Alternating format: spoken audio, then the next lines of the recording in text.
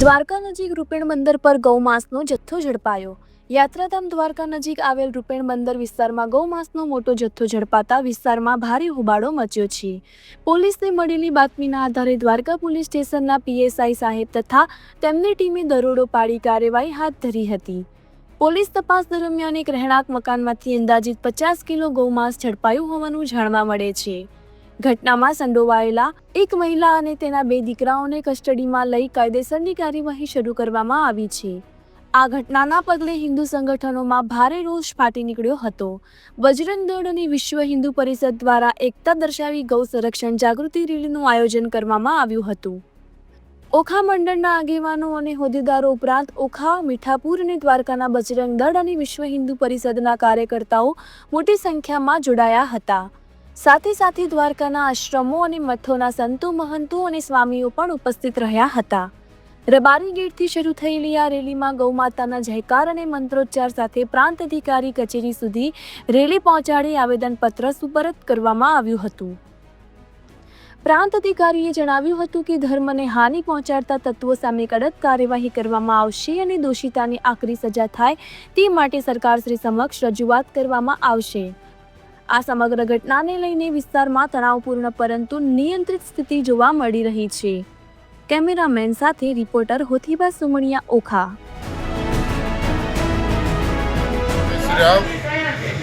વિશ્વ હિન્દુ પરિષદ જિલ્લા અધ્યક્ષ પાચાબા સુમણિયા, દેવભૂમિ દ્વારકા જિલ્લા।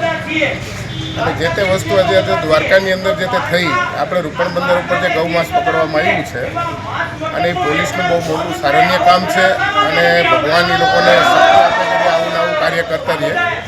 અને બીજી વસ્તુ આપણે કહેવાની કે અત્યારે જે તે અમે પ્રાંત સાહેબને આવેદન આપેલું છે, બધાય ધર્મ સંગઠનો ભેગા, સાધુ સંતો બધા ભેગા થઈ અને સર્વે સમાજ, હિન્દુ સમાજ ભેગી થઈ અને પ્રાંત સાહેબને આવેદન આપ્યું છે કે એમાં એટલું કહેવામાં આવ્યું છે કે જે તે માણસોએ આ જે વસ્તુ કરી છે એને કડકમાં કડક સજા થવામાં આવે અને એવો વરઘોડો એનો કાઢવામાં આવે કે આ બીજી વખત એવો દ્વારકાની અંદર આ કાર્ય કરવા પહેલાં 100 વખત માણસ વિચારવો જોઈએ।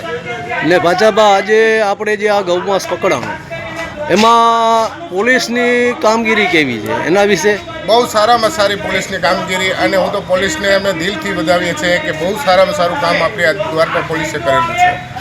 અને બીજી વસ્તુ એ કે આજ અમે અને આવી વસ્તુ અને સરકારને પણ અમે એ જાણ કરવા માંગીએ છીએ કે આવા વસ્તુ જે ભગવાન દ્વારકાધીશના ધામમાં જો આ વસ્તુ થતી હોય અને આ લોકોની એટલી હિંમત વધી જાય કે આજે આપણા 4 ધામનો મોટો ધામ દ્વારકા અને એની અંદર આવી જો કાર્યવાહી થતી હોય અને આવા ગૌમાંસનું વેચાણ થતું હોય તો આની ઉપર સખતમાં સખત કાર્યવાહી કરવામાં આવે। નકર વિશ્વ હિન્દુ પરિષદ અને બજરંગ દળ એના કોઈ પણ કાયદો હાથમાં લેવામાં આવશે કે જો બીજી વખત આ વસ્તુ થશે તો। જય હિન્દ, જય શ્રી રામ। જય દ્વારકાધીશ। હું રક્ષા જોશી।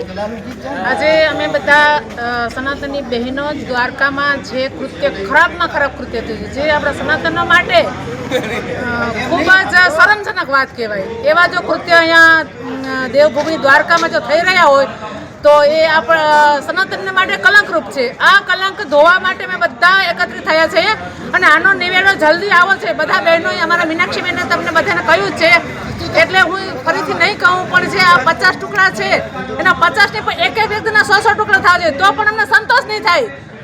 એટલા માટે પ્રશાસનને એટલી અમારી નમ્ર વિનંતી છે કે આનામાં જલ્દી આનો નિવેડો લઈ આવો। જય ગૌમાતા, જય દ્વારકાધીશ।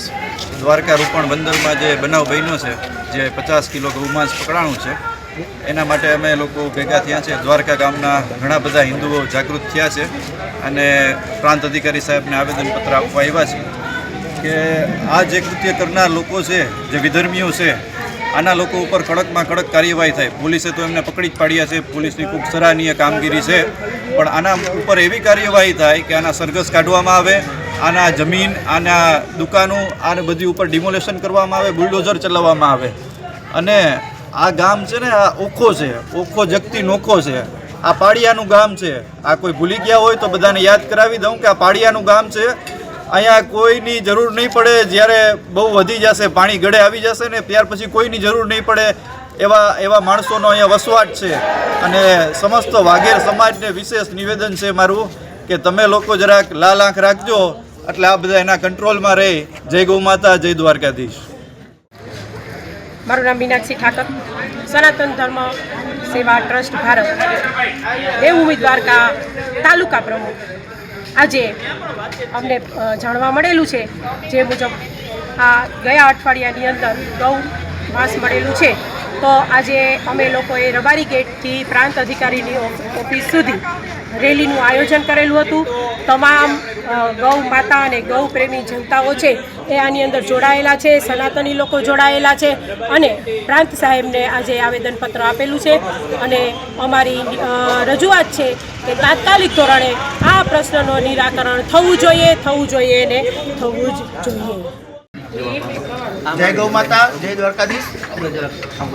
આજે જાગૃત હિન્દુ સમાજ અને સાથે સાથે ધાર્મિક સમાજ બધા ભેગા થઈ પ્રાંત અધિકારી સાહેબની ઓફિસથી પધાર્યા હતા. આજે એક આવેદન આપવામાં આવ્યું છે દેવભૂમિ દ્વારકા પવિત્ર ભૂમિની અંદર જ્યારે ગૌમાંસ પકડાનું બહુ મોટા જથ્થાની અંદર પકડાનું આ તો પહેલી વાર પકડાનું છે. આપણું અધર્મનું કૃત્ય ક્યારથી થતું હશે કોને ખબર, કેટલા વર્ષોથી આ ચાલતું હશે.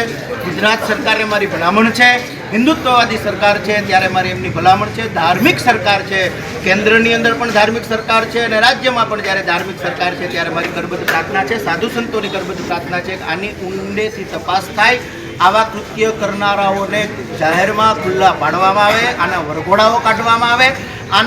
આ લોકો આવ્યા છે ક્યાંથી, શું કામ આવ્યા છે, શું કાર્ય કરી રહ્યા છે, કેવી જગ્યાઓ પર રહી છે, મને ખબર છે ત્યાં સુધી આ કૃત્યના કરનારાઓ એ સરકારી જમીનો ઉપર કબજાઓ કરીને બેઠા છે. આના ઘર પાડી નાખવામાં આવે, આનું ડિમોલેશન કરવામાં આવે, આના જાહેરમાં વરઘોડાઓ કાઢવામાં આવે, જેથી કરી અને જાહેર જનતાઓ સુધી, આવા અધર્મ કરનારાઓ સુધી પણ આ વાતની જાણ થાય, એટલે અધર્મીઓ પણ અધર્મ કરતા એકવાર ગભરાય, બીવે અને ફરી ક્યારે આવું કૃત્ય. બાપુ, જે આ વેચવાવાળો તો છે જ, છતાં લેનારે હશે એના વિશે શું કહેશો?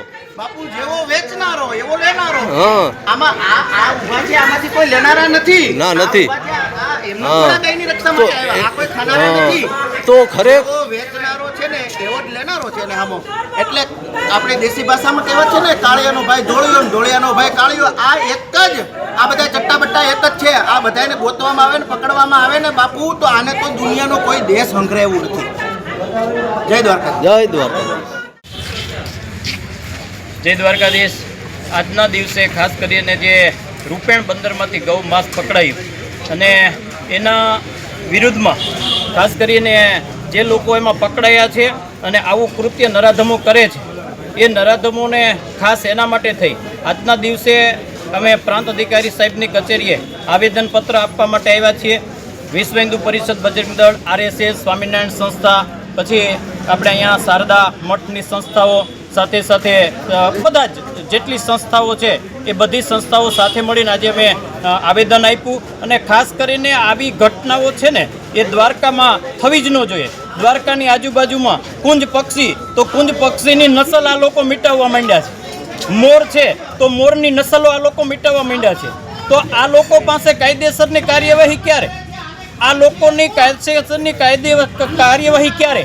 આના માટે થઈ અને પ્રશાસનને, ખાસ કરી સરકારને, પ્રશાસનને, તમામ હિન્દુ સંસ્થાઓને કે પોતે જાગૃત થાય અને પોતે એવા કાર્ય કરે કે જેથી કરી અને આ લોકોને એવું કરતાં પહેલાં 7 વાર વિચાર કરવો પડે, તો આને કડકમાં કડક સજા થાય. આમનો સરઘસ છે ન કેવલ દ્વારકામાં પણ સમગ્ર દેશમાં કાઢવામાં આવે, જેથી કરી અને આપણી માં ગાય છે, એક ગાય મા તરીકેનો આપણે એને દરજ્જો આપીએ છીએ, તો મા તરીકેને એને ન્યાય આપ્યો ગણે.